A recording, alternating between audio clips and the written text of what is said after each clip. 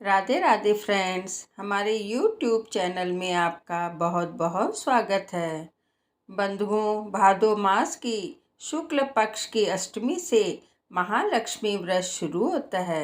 यह व्रत 16 दिनों तक चलता है, यानी कि अघन मास की कृष्ण पक्ष की अष्टमी तक चलता है। इसमें महालक्ष्मी जी की पूजा की जाती है। शास्त्रों की मान्यता अनुसार यह बहुत ही महत्वपूर्ण व्रत है। इस व्रत को रखने से सभी मनोकामनाएं पूर्ण होती हैं और जीवन में हर प्रकार की समस्या का अंत हो जाता है। कथा श्रवण से व्रत की महत्ता बढ़ जाती है।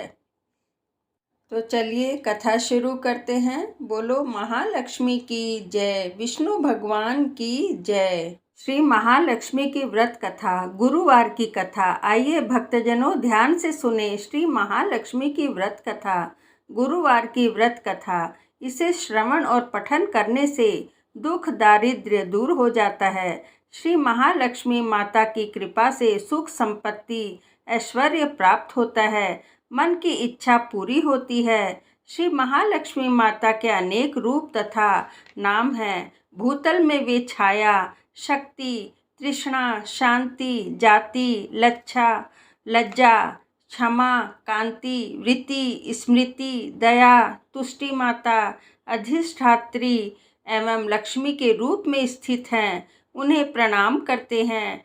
कैलाश पर्वत पर पार्वती, क्षीर सागर में सिंधु कन्या, स्वर्ग लोक में महालक्ष्मी, भूलोक में लक्ष्मी, ब्रह्मलोक में सावित्री, ग्वालों में राधिका, वृंदावन में रासेश्वरी, चंदन वन में चंद्रा, चंपक वन में गिरिजा, पद्म वन में पद्मा, मालती में मालती, कुंदन वन में कुंदती, केतकी वन में सुशीला, कदम्ब वन में कदम्ब माला, राजप्रसाद में राजलक्ष्मी और घर घर में गृह लक्ष्मी इन विभिन्न नामों से पहचानी जाती है। इस तरह सर्वथा चारों ओर सर्वभूत में सुपरिचित माता श्री महालक्ष्मी की यह कथा है। अब हम इसका श्रवण पठन करेंगे। भारतवर्ष के सौराष्ट्र देश में द्वापर युग की यह कहानी हुई है। सौराष्ट्र में उस समय भद्रश्रवा नाम के राजा थे। वे बड़े पराक्रमी राजा थे। 4 वेद, 6 शास्त्र, 18 पुराणों का उन्हें ज्ञान था। उनकी रानी का नाम सूरज चंद्रिका था। रानी दिखने में सुंदर और सुलक्षणा थी तथा पतिव्रता थी। उन दोनों को 7 पुत्र तथा उसके बाद एक कन्या का वरदान मिला था। कन्या का नाम श्यामबाला था। एक बार महालक्ष्मी के मन में आया कि जाकर उस राजा के राजप्रसाद में रहे। इससे राजा को दुगनी धन दौलत की प्राप्ति होगी और वह इस धन दौलत से अपनी प्रजा को और भी सुख दे पाएगा। गरीब के घर अगर रहे और उसे धन दौलत प्राप्त हो तो वह स्वार्थी की तरह केवल अपने ऊपर ही खर्च करेगा। यह सोचकर श्री महालक्ष्मी जी ने बूढ़ी ब्राह्मण स्त्री के रूप धारण किया। हाथ में लाठी लिए लाठी के सहारे रानी के द्वार तक पहुंची। यद्यपि उन्होंने बूढ़ी औरत का रूप धारण किया था, पर उनके चेहरे पर देवी का तेज था। उन्हें देखते ही एक दासी सामने आई। उसने इनका नाम, धाम, काम, धर्म पूछ डाला। वृद्ध ब्राह्मण रूपी धारित माता लक्ष्मी ने कहा, बालिके, मेरा नाम कमला है। मेरे पति का नाम भुवनेश है। हम द्वारिका के रहते हैं। तुम्हारी रानी पिछले जन्म में एक वैश्य की पत्नी थी। वह वैश्य गरीब था। दारिद्र्य के कारण हर रोज घर में झगड़े होते थे तथा उनका पति रोज उसे मारता था। इन बातों से तंग आकर वह घर छोड़कर चली गई तथा जंगल में खाली पेट भटकने लगी। उसकी इस दुर्दशा पर मुझे दया आई। तब मैंने उसे सुख संपत्ति देने वाली श्री महालक्ष्मी की कथा सुनाई। मेरे कहने पर उसने श्री महालक्ष्मी का व्रत किया। श्री महालक्ष्मी प्रसन्न हुई। उसकी गरीबी दूर हो गई। उसका घर संसार दौलत संतति संपत्ति से भर गया। बाद में पति पत्नी दोनों परलोक सिधारे। लक्ष्मी व्रत करने के कारण वे लक्ष्मी लोक में रहे। उन्होंने जितने साल महालक्ष्मी का व्रत किया उतने हजारों साल उन्हें सुख भोग मिला। इस जन्म में उनका जन्म राजघराने में हुआ है, परंतु वह श्री महालक्ष्मी का व्रत करना भूल गई है। उसे यह याद दिलाने में आई हूँ। बुढ़िया की बात सुनकर दासी ने उन्हें प्रणाम किया और श्री महालक्ष्मी का व्रत किस तरह किया जाए इसके बारे में पूछा। बुढ़िया रूपी धारण किए हुए श्री महालक्ष्मी माता ने दासी को पूजा की विधि तथा महिमा बताई। इसके बाद वह दासी माता को प्रणाम कर रानी को बताने अंदर चली गई। राज वैभव में रहते हुए रानी को अपने ऐश्वर्य का बहुत घमंड हुआ था। संपत्ति तथा अधिकार की वजह से वह उन्मत्त हो गई थी। दासी द्वारा बताई गई बुढ़िया की बातें सुनकर वह आग बबूला होकर राजद्वार पर आकर बुढ़िया रूपी श्री महालक्ष्मी पर बरस पड़ी। उसे यह मालूम नहीं था कि श्री महालक्ष्मी माता बुढ़िया का रूप धारण किए हुए द्वार तक आई हैं, परंतु रानी का इस कदर रुख बर्ताव तथा अपना अनादर देखकर माता ने वहाँ ठहरना ठीक न समझा। वे वहाँ से चल पड़ी। राह में उन्हें राजकुमारी श्यामबाला मिली। उन्होंने श्यामबाला को सारी बात बताई। श्यामबाला ने अपनी ओर से श्री महारानी माता को क्षमा मांगा। माता को उस पर दया आ गई। उन्होंने श्यामबाला को श्री महालक्ष्मी व्रत के बारे में बताया। उस दिन अघन माघशीर्ष माह का पहला गुरुवार था। श्यामबाला ने परम श्रद्धा से श्री महालक्ष्मी का व्रत रखा।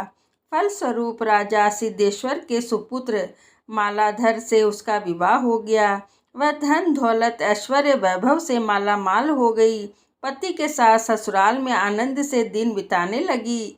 इधर श्री महालक्ष्मी का रानी पर कोप हुआ। फलस्वरूप राजा भद्रश्रवा का राज्य एवं राज कारोबार नष्ट हो गया। यहाँ तक कि खाने तक के लाले पड़ गए। ऐसी हालत में एक दिन रानी ने राजा से निवेदन किया कि हमारा दामाद इतना बड़ा राजा है, धनवान है, ऐश्वर्यशाली है, क्यों न उसके पास जाएं, अपना हाल उसे बताएं, वह जरूर हमारी मदद करेगा। इस बात पर राजा भद्रश्रवा दामाद के पास रवाना हो गए।